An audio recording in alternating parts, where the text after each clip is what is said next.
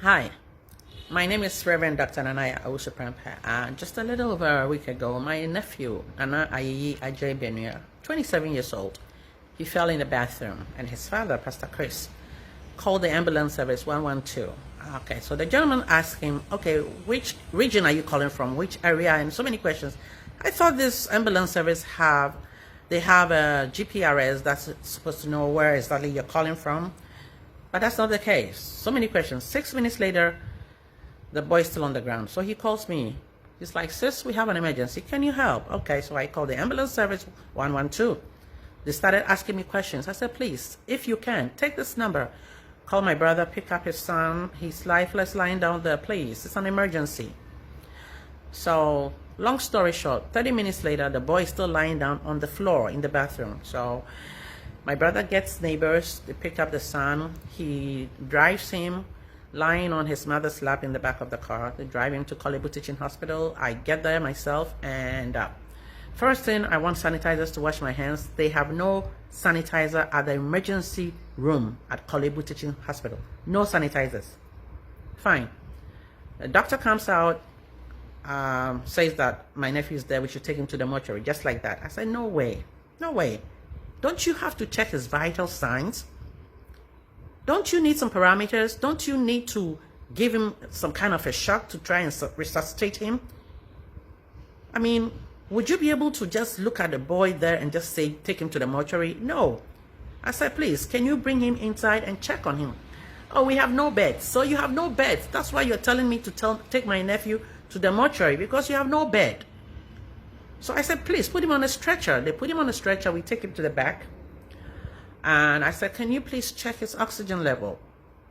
They checked his oxygen level on his finger. I saw some activity there. I said, no, my nephew is not dead. Please give him some oxygen.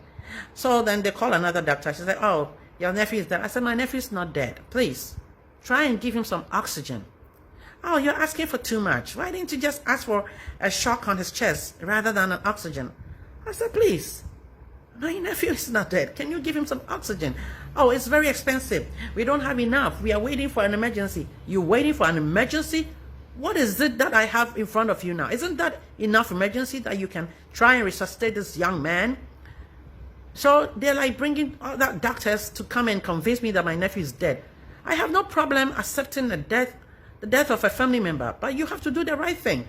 You need to check his vital signs. I made them to check his sugar. It was 9.4. I said, you didn't even check his pressure. You didn't check anything. You just opened his eyes, looked in the eyeball. You said his eyes have dilated. That's enough for you to pronounce someone dead? Come on, guys. Listen, I am the one who is going around and preaching the diaspora platform. Come back to Africa. Come back to Ghana. Come and stay in Africa. People don't want to come because they know that the least thing, they're going to lose their lives. Ambulance never shows up. Doctor comes and looks at the eye and say the man is dead. Please. We know people who go into coma, they come back. We know people who are forced into morgues, who are not dead. You don't have to just sit down and accept these. Please, when you go to the doctor's office, when you go to the hospitals, you must demand for what is rightfully yours. I expect them to do more than just looking at the dilated eyes to tell me my nephew is dead. That's not enough grounds. There must be more parameters that you have to check for, which either gives you a more conviction that the person is dead, or you have enough grounds to put oxygen on him or to do something better. But please, I thought that emergency rooms are for emergencies. But you're telling me that because you see so many dead people, anyone who comes there with weakness or with no life there is dead. You can bring the life back if you take time to study the body, the person. You can bring life back. I'm begging you. Frontliners, we love you. You know how much we appreciate you. But you have to do what you need to do. You don't have to wait for someone to beg you before you do what you have to do. I just lost my nephew of 27 years. Pastor Chris and your wife Doris, may God strengthen you.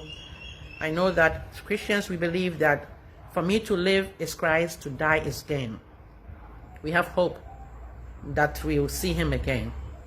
I don't want this to happen to anybody, where you take your child and they don't even want to check anything. They just pronounce him dead, take him to the morgue. You have to do what you have to do as a doctor, as a nurse. You have to do what you have to do, so that at least the family members will feel like you did your best and we still lost them. You don't just go and say, take him to the morgue. Well, I beg you. I beg your pardon. You should try and do something at least to let us feel like you did your best. You tried to resuscitate him and it was gone. It was too late. Hey, I beg you. I beg you. Even the sanitizers that they don't have in the emergency room, that is why people don't want to come and live in Africa, because they know that when they come, some of these things, vital things, are missing. Let's change our attitude and get people to come and be confident that when they come, they are taken care of. In cases of emergency, they know that somebody cares about them. Now my nephew is gone. Oh, God have mercy.